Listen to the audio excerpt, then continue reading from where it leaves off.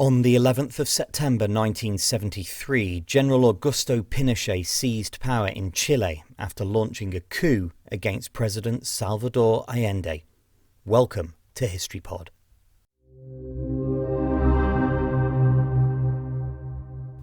Chile had been facing increasing tensions between conservative forces and the leftist Popular Unity government led by President Salvador Allende.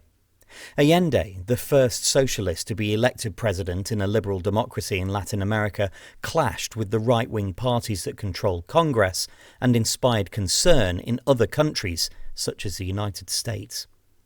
Amid economic challenges and political unrest, General Pinochet and other military leaders opted to launch a coup against the president. On the morning of September the 11th, 1973, military forces seized control of key installations in Santiago.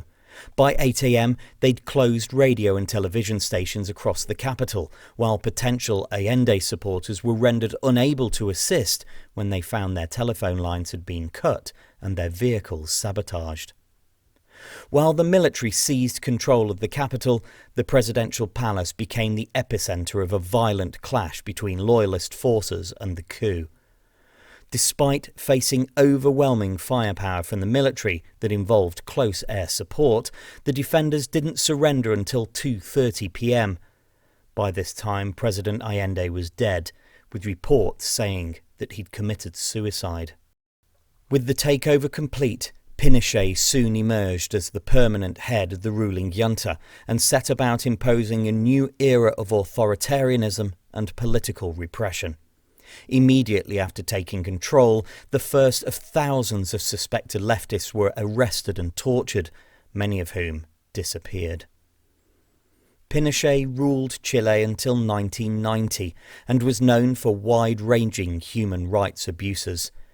Meanwhile, his government initiated sweeping neoliberal reforms that drastically altered Chile's economic landscape. While these reforms did yield economic growth, they also exacerbated inequality, sowing the seeds of future social discontent.